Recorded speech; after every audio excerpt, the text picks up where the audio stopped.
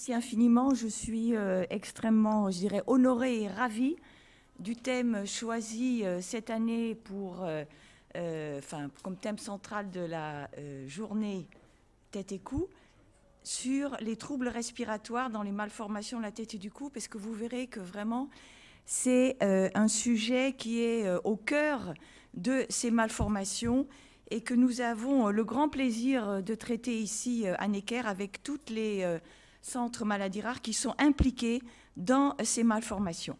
Alors moi, j'ai divisé mon exposé en 3 parties. Premièrement, vous donner la définition et expliquer ce que c'est que le syndrome d'apnée obstructive du sommeil. Ensuite, voir avec vous les pathologies concernées. Et enfin, les stratégies de prise en charge qui, comme vous le verrez, seront multidisciplinaires.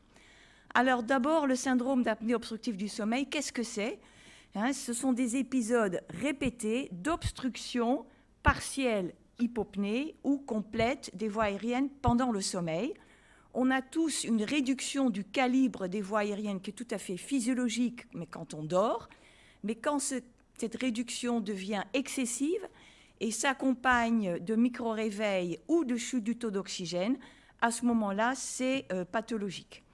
Alors, comment fait-on le diagnostic d'une obstruction des voies aériennes? D'abord, il y a des éléments, des symptômes ou des signes cliniques qui peuvent orienter vers un SAOS, comme un ronflement, une respiration buccale, un enfant qui tire, qui respire vite, qui présente des sueurs ou des arrêts respiratoires quand il dort, mais on verra que ces signes ne sont absolument pas spécifiques et discriminants. Ensuite, bien sûr, l'évaluation ORL pour évaluer l'obstacle, et je pense que Dr Thierry va nous en parler longuement tout à l'heure. Ensuite, il y a la radiologie qui peut aider dans certains cas, mais qui n'est en aucun cas systématique et ou indispensable. Et en fait, vraiment l'examen qui va quantifier les apnées, les hypopnées et évaluer le retentissement de ces obstructions répétées, ça va être l'exploration du sommeil. Alors, l'exploration du sommeil comprend en fait 2 parties. D'abord, une partie respiratoire, où on étudie vraiment toutes les anomalies de la respiration pendant le sommeil. Et à ce moment-là, on fait appel donc à des canules nasales qui vont mesurer le débit d'air qui rentre et qui sort. Un capteur trachéal, souvent pour le bruit respiratoire, le ronflement et parfois l'effort inspiratoire. La position de l'enfant, qui est un élément également important. Et ensuite, on a des bandes élastiques autour du thorax et de l'abdomen pour justement évaluer l'amplitude et la normalité des mouvements du thorax et de l'abdomen. Bien sûr, également en enregistrement de l'oxygène et du gaz carbonique. Et ça, c'est donc ce qu'on appelle une polygraphie. Ensuite, il y a la partie électroencéphalographie qui n'est pas indispensable pour faire le diagnostic d'apnée obstructive du sommeil, mais qui permet, à l'aide d'électrodes posées sur la tête, à côté des yeux, le menton, les jambes, de quantifier la qualité du sommeil, la fragmentation du sommeil et les stades de sommeil. Alors, vous voyez que lorsqu'on équipe un enfant, c'est assez long, c'est assez compliqué. Il faut avoir du temps et surtout des techniciens qui ont un très bon rapport et une très bonne relation avec les enfants et les parents. Alors, juste pour vous montrer une respiration normale, vous voyez ici le flux nasal, donc l'air qui rentre. Vous avez le bruit inspiratoire-expiratoire. Vous avez le thorax en vert et l'abdomen en bleu qui se soulèvent. Vous avez une saturation qui est tout à fait normale avec une fréquence cardiaque bien stable. Et puis là, vous voyez une succession d'apnées obstructives. Vous voyez que l'air, le débit ne passe pas. Il n'y a plus de bruit. On voit que les mouvements thoraciques abdominaux sont en opposition de phase. L'enfant lutte. Il fait un grand effort respiratoire pour essayer de faire rentrer l'air, mais il n'y arrive pas. On voit des chutes d'oxygène, et puis ensuite, là, les voies aériennes s'ouvrent. Il y a une grande phase de réinspiration, le bruit passe, etc., et le phénomène recommence. Donc, les valeurs normales, donc en fait, l'index d'apnée-hypopnée normale, c'est moins de 1,5 par heure, et on parle d'apnée sévère chez l'enfant lorsqu'il fait plus de 10 apnées par heure. Alors, ce qu'on fait parallèlement et ce qui peut également être, je dirais, suffisant en lui seul, c'est l'enregistrement de la gazométrie nocturne avec l'oxygène, la saturation en rouge. ici le gaz carbonique en bleu, vous avez un enregistrement complet sur une nuit, et on voit que toutes les 2 heures, lorsque cet enfant est en sommeil paradoxal, c'est-à-dire la phase la plus vulnérable pendant le sommeil, il fait des apnées tellement importantes que l'oxygène chute jusqu'à 70% pendant une période d'au moins 20 minutes, avec une augmentation concomitante du gaz carbonique. Alors, quelles sont les pathologies concernées? Alors, le SAOS, je dirais banal, classique, chez un enfant qui n'a aucune pathologie associée, qui n'a aucune malformation de la tête et du cou, en général, c'est lié à une hypertrophie des végétations des amygdales. Ça concerne 1 à 4% des enfants, avec un pic de fréquence entre 3 et 5 ans, c'est-à-dire l'âge où on a le plus grand risque d'avoir des amygdales et des végétations de volume augmenté. Les facteurs qui vont aggraver en fait les SAOS, c'est le surpoids, c'est l'allergie. Le diagnostic qui se fait sur les symptômes et l'examen ORL. On ne fait en aucun cas une polysomnographie ou une exploration du sommeil systématique. Cette hypertrophie des amygdales qui est responsable d'un SAOS donne surtout des troubles du comportement, des troubles de la mémoire et de l'attention. Et le traitement, bien sûr, c'est la chirurgie ORL qui est efficace dans plus de 80% des cas. Par contre, qu'en est-il du SAOS? On dirait complexe, c'est-à-dire associé à des malformations de la tête et du cou. Alors ici, juste pour vous montrer, c'est une étude épidémiologique qui a été faite donc aux États-Unis, où ils ont pris en fait les SIM10, donc plus de 1200 cas de syndrome d'apnée du sommeil codés dans les dossiers médicaux, et les ont appareillés avec 5 patients qui n'avaient pas le code SIM10 SAOS dans leur dossier médical. Et ils se sont aperçus que lorsqu'il y avait en même temps la codation d'une anomalie crânio-faciale, les patients avaient 38 fois plus de risque d'avoir un SAOS, 40 fois plus lorsqu'il était codé fente faciale et 51 fois plus lorsqu'il y avait trisomie 21. Ici, c'est pour vous montrer en fait une évaluation par questionnaire des troubles respiratoires du sommeil rapportés par les parents. Donc, ce n'est pas l'exploration du sommeil, c'est par questionnaire. Un peu plus, pratiquement 600 enfants, 2 à 8 ans, dans un centre crânio-facial aux États-Unis, sur une période de 4 ans. Et ici, vous avez le pourcentage d'enfants qui, sur ce questionnaire, sont hautement suspects d'avoir un SAOS. Et voyez ici les pathologies, avec une fréquence qui augmente selon les pathologies. À peu près 15% des enfants qui ont un syndrome de charge, Pfeiffer, fente labiale, fente labiopalatine, Goldenhar, fente palatine, Crouzon, microsomie hémifaciale, Treacher-Collins, craniosténose non symptomatique, Appert, Robin, etc. Donc vous voyez que vraiment déjà par un questionnaire, on voit que la grande majorité des enfants est suspect d'avoir un SAOS. Alors, quelles sont les causes, les facteurs qui peuvent être responsables d'un SAOS dans les malformations de la tête et du cou? Premièrement, il y a les anomalies osseuses. Ça peut concerner l'étage moyen de la face avec une hypoplasie de l'étage moyen. Ça peut concerner le maxillaire, la mandibule avec une hypoplasie mandibulaire.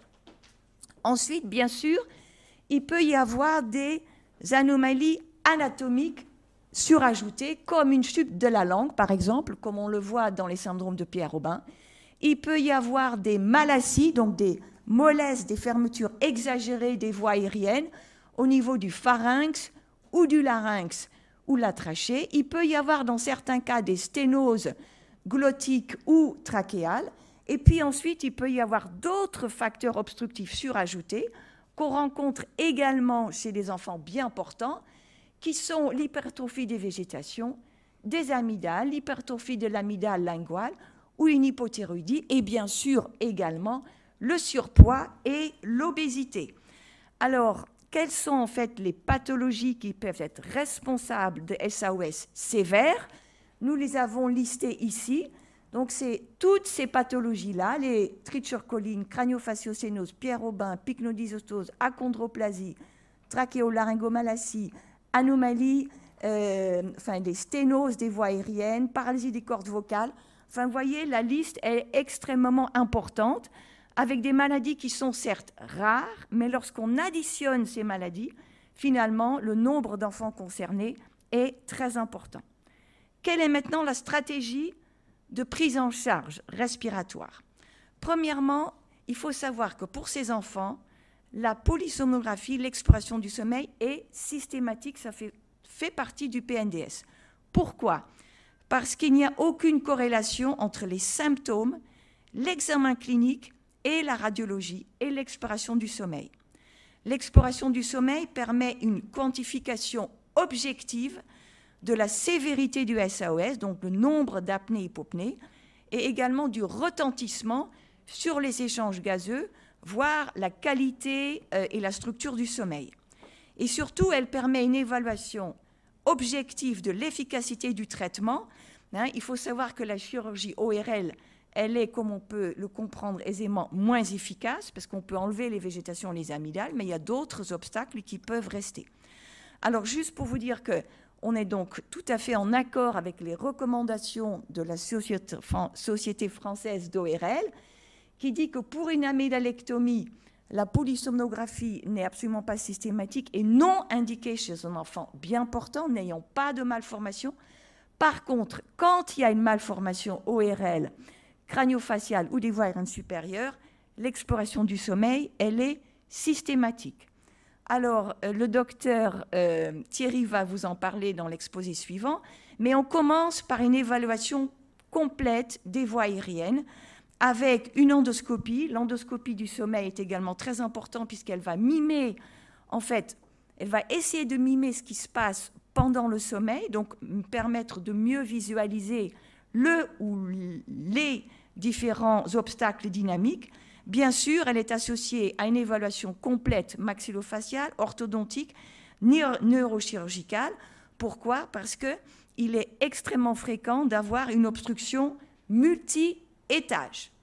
Alors, le traitement, il dépend de nous tous, il dépend de la sévérité du SAOS, des symptômes de SAOS, par exemple le retentissement sur l'alimentation. Chez un nourrisson, l'alimentation est le baromètre de la respiration. Donc, c'est un élément très important pour la prise en charge, je dirais, chirurgicale des bébés qui ont, par exemple, des laryngomalacies. Ça dépend également de la pathologie sous-jacente, l'évolution naturelle, comme les Pierre Robin. Est-ce qu'elle va se faire plus ou moins rapidement vers une amélioration spontanée ou pas? L'âge de l'enfant, bien sûr.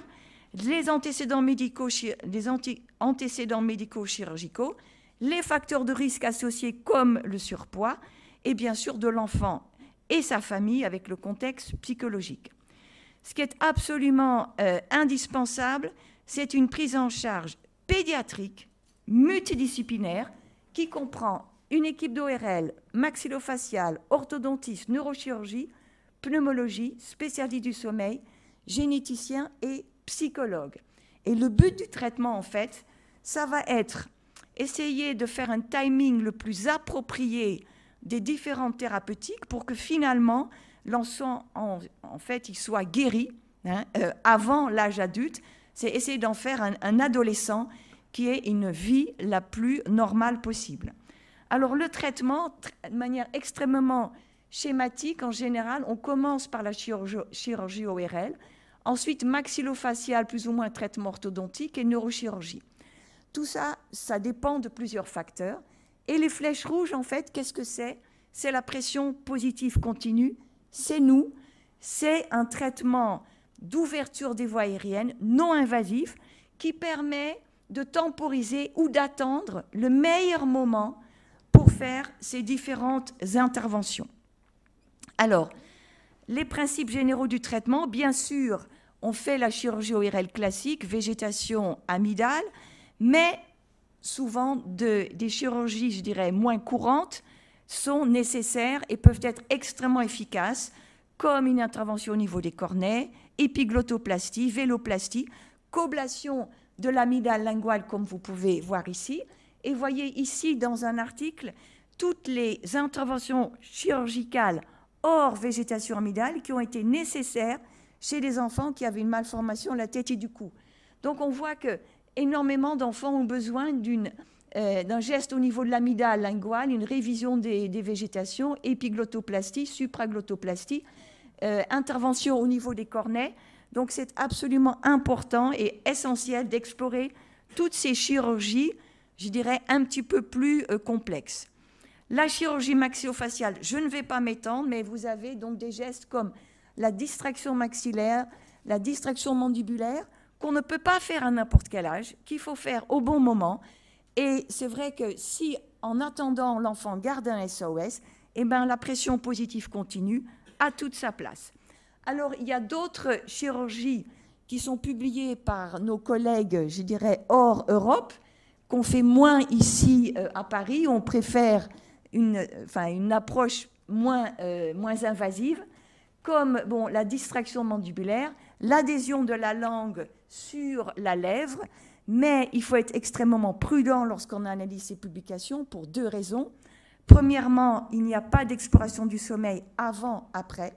Souvent, il n'y a pas d'évaluation à long terme, hein, c'est-à-dire après plusieurs années.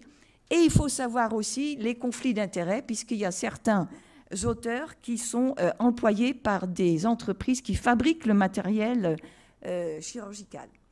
Ensuite, bien sûr, les stratégies, je dirais, neurochirurgicales, en particulier pour les craniosténoses, avec les distractions ou les lephores.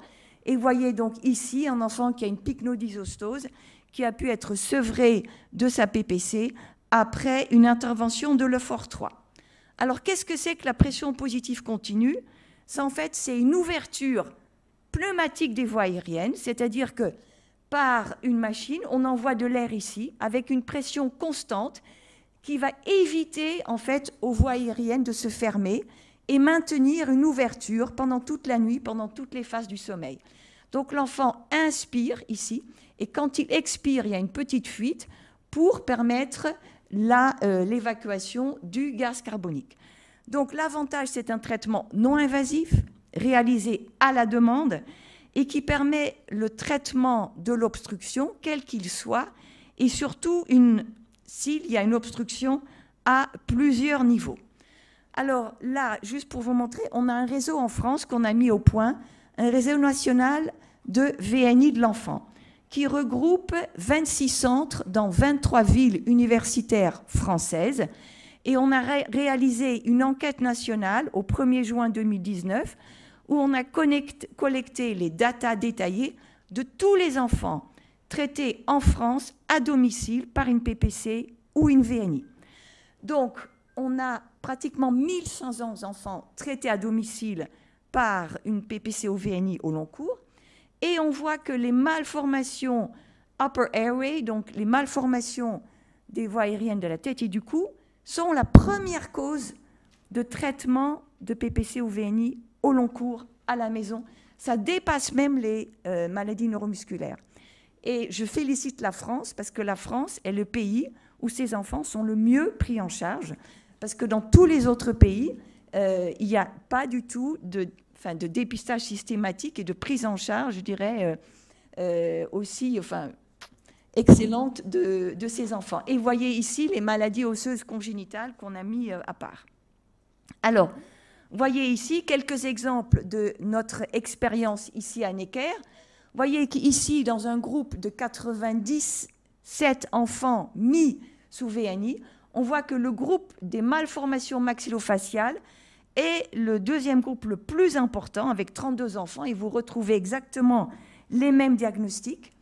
Vous voyez qu'également, ces enfants ont très souvent des syndromes d'apnée du sommeil extrêmement sévères, avec souvent une gravité qui augmente à fur et à mesure que la maladie est plus, je dirais, importante ou touche plus la face. Par exemple, ici, c'est une équipe de Sydney. Vous voyez l'index d'apnée-hypopnée. Lorsque vous avez une fente labiale isolée, ils ont un index d'apnée à 16. Lorsqu'ils ont donc une fente syndromique, on monte à 30. Et lorsqu'on a une séquence de Pierre-Robin, 45. Donc un index d'apnée-hypopnée à 45 pour des bébés, c'est absolument énorme. Donc ici, on travaille quotidiennement avec l'équipe de centre de référence Pierre-Robin. Et ici, c'est un travail qu'on avait réalisé. On a en fait évalué le devenir de 44 nouveau-nés Pierre-Robin qui avaient été dépistés ici à Necker. Il y en a 37 qui ont eu besoin d'une hospitalisation, dont 20, c'est-à-dire la moitié des 44, pour un syndrome obstructif clinique des voies aériennes supérieures. Parmi ces 20 enfants, il y en avait 9 qui étaient tellement sévères qu'on était obligé de les prendre en charge en réanimation.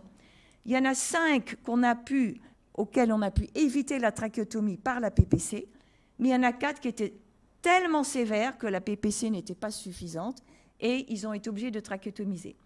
Les autres enfants, les 11 autres, ont eu une expiration du sommeil, 7 étaient normaux et 4 ont eu besoin d'une PPC. Donc on voit quand même que la PPC a tout à fait la place dans ces Pierre Robin de diagnostic néonatal. Important à savoir aussi, toutes ces malformations, ces enfants qui ont des SAOS sévères, ça va de la naissance jusqu'à 18 ans. Vous voyez de nouveau, ici, les enfants pris en charge à Necker et vous retrouvez exactement les mêmes diagnostics de malformation de la tétide du cou. Et quand on regarde ces rectangles rouges, ben on voit que plus de la moitié des enfants ont une malformation de la tétide du cou. Pareil ici pour l'autre, donc c'est des enfants qui sont sous PPC au long cours, et on voit aussi par exemple le chérubénisme, les pycnodysostoses, etc. Donc des pathologies essentiellement malformatives de la tétide du cou. Alors également un mot sur d'autres expériences à Necker qui concernent la trisomie 21. C'est vrai que la trisomie 21, c'est pas de stricto sensu une malformation crânio-faciale, mais ils ont quand même une hypoplasie de l'étage moyen. Et vous voyez ici, sur 57 enfants trisomiques, bien que 18 avaient eu au préalable une chirurgie ORL, eh ben, on voit quand même que, vous voyez, il y avait donc 29 enfants sur les 57 qui avaient un SAOS sévère avec des index supérieurs à 5, et ici 20 enfants qui avaient un index supérieur à 10. Achondroplasie également, donc ici c'est une première étude qu'on a fait sur 30 enfants achondroplase. Vous voyez que sur les 30 enfants achondroplase, 43% avaient un SAOS sévère. Il n'y avait que 2 enfants sur les 30 qui avaient une exploration du sommeil normale. Ensuite, on a reproduit en fait cette analyse avec une cohorte plus récente et plus importante à Necker, 43 enfants achondroplase. Vous voyez que quand même, il y en avait 15 qui avaient été opérés au préalable, enfin qui avaient eu au préalable une chirurgie ORL. Et on voit que malgré ça, il y avait quand même un nombre très important d'enfants qui avaient un SAOS, et chose extrêmement importante, après l'âge de 6-7 ans, lorsqu'on a pu enlever les amygdales, eh ben, on voit que pratiquement ces enfants n'ont plus de SAOS. Donc ça veut dire que vraiment, il faut faire des explorations du sommeil systématique, mais quand on arrive à l'âge de 5-6 ans et qu'on a pu enlever les végétations et les amygdales, eh ben, le risque de SAOS est nettement moindre. Alors maintenant, on a des machines de PPC qui sont extrêmement... Enfin, on a énormément de machines sur le marché. Ce qu'il faut savoir, c'est que pour des bébés, il faut des ventilateurs plus sophistiqués puisqu'il faut pouvoir détecter le débit des bébés. Donc, c'est des machines en général un peu plus chères. On a des interfaces, on appelle ça avec contact minimal, c'est-à-dire qu'on a, pour les grands enfants à partir de 6-8 ans, carrément comme des petites canules nasales, donc des interfaces qui sont extrêmement petites, légères, pas traumatisantes. Ici, des interfaces nasales, mais pour des enfants qui respirent par la bouche ou qui ont des malformations importantes de la mandibule, de temps en temps, on ne peut pas faire autrement que d'utiliser un masque qui recouvre à la fois le nez et la bouche. Chose très intéressante, on ne fait plus des masques sur mesure. On a commencé il y a 15 ans avec les techniciens du service maxillofacial qui nous faisaient des petits masques sur mesure. Maintenant, on a des masques extrêmement confortables pour les bébés avec des bulles et des harnais qui s'adaptent en fonction de la croissance de l'enfant. Alors, quels sont les critères pour débuter ce traitement? Alors, on a fait une analyse de notre expérience à Necker et en fait, on s'est aperçu qu'il y a 3 situations dans lesquelles on débute une PPC. ici, les enfants les plus sévères, hein, ce sont des enfants qui sont admis en réanimation parce qu'ils ont une obstruction tellement sévère qu'ils ne peuvent pas dormir sans la machine ou pas respirer sans la machine. Donc là, c'est surtout des bébés qui ont des malformations extrêmement importantes, comme les Pierre-Robin. Ensuite, il y a des enfants qui sont hospitalisés en ORL, maxillofaciale, neurochirurgie. Ils sont là et on est inquiet. Et quand on voit un enregistrement comme ça, c'est même pas la peine de faire une exploration du sommeil. Entre guillemets, ça va perdre du temps. Les anomalies sont tellement flagrantes et caractéristiques que de toute façon, ça ne se discute pas. Il faut commencer une PPC. Vous voyez, donc ça concerne ici, sur cette cohorte, 18 patients. Et puis ensuite, la cohorte la plus importante, 43 patients, sont des enfants qui ont une malformation de TT du cou. Il faut leur faire des explorations du sommeil systématiques. Et on voit que l'exploration est anormale. Ils ont un index supérieur à 10 et ils ont pratiquement toujours des anomalies associées de l'oxygénation et du gaz carbonique avec des désaturations et une hypercapnie. Alors, maintenant, on essaye d'éviter les hospitalisations. Et maintenant, dans 80% des cas, on débute le traitement en ambulatoire, en consultation. Donc, c'est des consultations longues, puisqu'on fait toute l'éducation thérapeutique, mais ça évite l'hospitalisation. Et ici, c'est notre expérience à Necker. Et on voit que là encore, pratiquement tous les enfants ont une pathologie malformative ou génétique associée. Et il n'y avait qu'un seul enfant ici qui avait un syndrome d'apnée du sommeil idiopathique sans pathologie associée. Et vous voyez que c'est extrêmement efficace puisque lorsqu'on contrôle l'efficacité du traitement, on des index à 0. Et vous voyez qu'on a maintenant des masques qui sont assez ludiques, agréables pour les enfants et qui dédramatisent un petit peu l'interface. Alors également très important, il faut savoir que contrairement à l'adulte, entre la moitié et un tiers des cas, on peut arrêter la machine. Ce sont des traitements qui ont comme but d'être transitoires, provisoires, en attendant la guérison définitive de l'enfant. Donc, on a fait une étude pour laquelle on a essayé de savoir quels enfants on peut arrêter la machine, à quel âge on l'arrête et combien de temps ils ont été ventilés. Et ça, c'est très important pour donner une information aux parents. Les parents, ils sont angoissés, stressés, ils ont un enfant qui a une malformation, en plus il a besoin d'une machine pour respirer. C'est important de leur dire pendant combien de temps mon enfant va avoir besoin d'une machine. Donc qu'est-ce qu'on voit? C'est qu'ici, tous ces enfants-là, ils ont commencé en fait la PPC ici en bleu. C'était Pierre-Robin naissance, Treacher Collins 6 mois, pathologie laryngée 2-3 mois, syndrome polymalformatif. Et la colonne, enfin la barre rouge représente la durée moyenne. Donc on voit que les Pierre-Robin, ils sont ventilés en moyenne 3 mois. Les Treacher Collins 6-7 mois, les pathologies laryngées 9 à 10 mois. Vous voyez, mais par contre, les achondroplasies, on commence plus tard, vers 1 an et demi, et ils sont ventilés en moyenne 3 ans, entre guillemets, jusqu'à ce qu'ils peuvent être opérés des amygdales. Donc ici, vous voyez que cette étude, il y avait donc 58 enfants sur une année pour lesquels on a pu arrêter la machine. Vous voyez que ici en vert, ce sont essentiellement des malformations de la tête et du cou, pathologie laryngée, Pierre-Robin, Treacher Collins, achondroplasie, crâniofaciosténose, pycnodysostose, mucopolysaccharidose, hypoplasie mandibulaire. Moitié des cas, amélioration spontanée avec l'âge, avec la croissance, et les autres après une chirurgie ORL, maxillofaciale ou une combinaison de ces différentes chirurgies. Mais il faut savoir que ces enfants, il faut qu'ils soient surveillés jusqu'à l'âge adulte. Puisqu'avec la puberté, avec la croissance, la puberté, ils peuvent prendre 20 cm, mais les os de leur face ne vont pas avoir cette poussée de croissance comme les os du corps. Donc, ça peut réapparaître. Et vous voyez ici, ce sont donc 7 enfants qui ont été sevrés. Et vous voyez que 1 à 3 ans après, ils récidivent leur SAOS.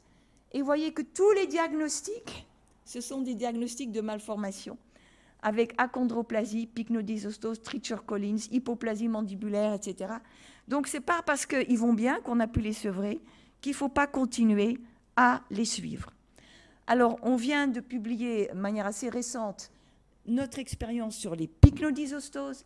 C'est quand même assez informatif et puis ça fait réfléchir quand même. Vous voyez qu'ici, ce sont les âges des enfants. Vous avez donc 5 patients, les âges, et toutes les chirurgies qu'ils ont eues, toutes les interventions thérapeutiques. PPC, hormones de croissance, on arrête PPC, le FOR 3, chirurgie ORL, traitement orthodontique 1, traitement orthodontique 2. Cet enfant-là, il a commencé par une PPC à l'âge de 6 mois. Et vous voyez que ça, c'est son parcours à lui. Vous voyez le nombre, 3 chirurgies ORL. L'AGH, on arrête la PPC après les 3 chirurgies ORL, on la reprend, on fait un Lefort, on arrête le PPC, traitement orthodontique.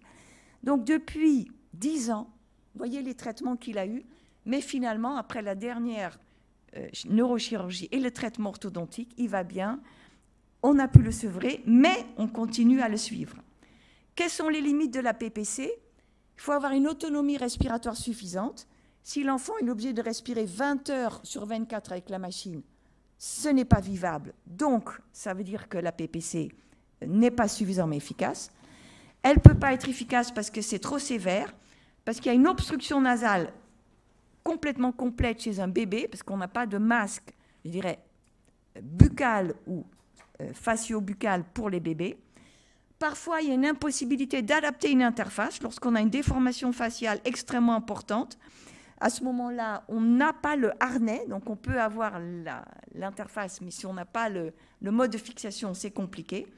Et puis, il faut savoir que le port prolongé d'un masque va contrecarrer, aller à l'inverse de la croissance normale du visage. Vous voyez qu'ici, c'est un enfant qui a une laryngomalacie très sévère. Il a porté un masque nasal pendant 3 ans. Et vous voyez une rétrusion maxillaire très importante. Ici, un aplatissement facial. Alors, c'est pour ça que ces enfants, il faut qu'ils soient en permanence surveillés par l'équipe de maxillofaciale pour dépister et prendre en charge cet éventuellement effet secondaire, en sachant qu'il y a quand même une récupération possible, un certain degré de récupération lorsqu'on arrête, mais c'est un aspect qui est extrêmement important, qui n'est pas à négliger. Donc, pour résumer, le SAOS complexe, dans le cadre des malformations de la tête et du cou, la prévalence, maladie rare, mais beaucoup d'enfants, vous voyez, la grande majorité des enfants traités par PPC à domicile en France, tout âge, prédominance des facteurs anatomiques, souvent très sévère, l'évolution variable, l'obésité reste un facteur de risque, l'exploration du sommeil est systématique. Autant la dysfonction neurocognitive est décrite dans le SAOS de type 1, autant il y a 0 publication dans les SAOS complexes. Et c'est pour ça qu'on a recruté donc une neuropsychologue, Mathilde, qui est là dans la salle, qui va nous aider à évaluer en fait le bénéfice de la prise en charge de ces enfants sur le plan neurocognitif et sur le plan ORL et chirurgical, une prise en charge spécialisée et multidisciplinaire. Donc, j'espère que je vous ai convaincu de la fréquence et de l'importance des troubles respirateurs du sommeil dans les malformations de la tête et du cou, de l'importance de la quantification objective de l'obstruction respiratoire par l'exploration du sommeil et bien sûr de la prise en charge pédiatrique multidisciplinaire. Merci beaucoup.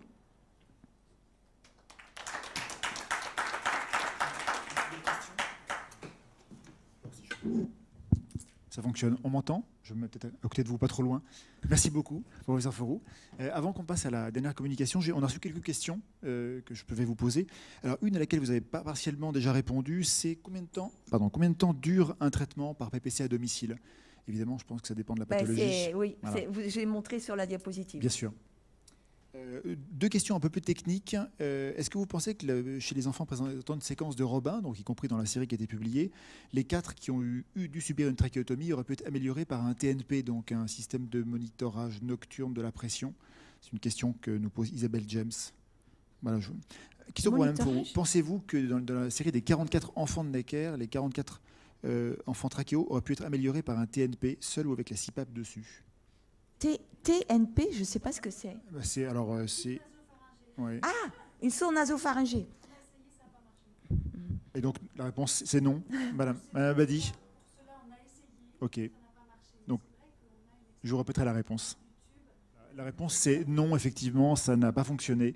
Alors peut-être par un début trop tardif, mais en tout cas, ça n'a pas aidé. Effectivement, les enfants ont besoin de cannules.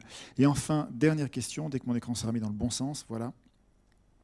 Est-ce que le gain en termes de pression sur le maxillaire a été chiffré entre les masques faits maison et les masques plus récents pour les nourrissons, ou pour les plus grands d'ailleurs, avec la petite collerette est-ce qu'il y a un bénéfice qui a été chiffré? On sait qu'il est clinique, mais est-ce que... Alors, il y a des études expérimentales qui ont été faites, mais pas sur les enfants.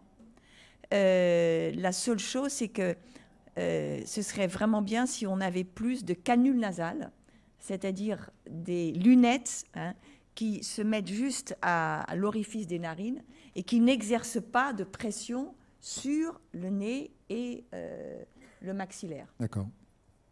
Voilà. Merci beaucoup.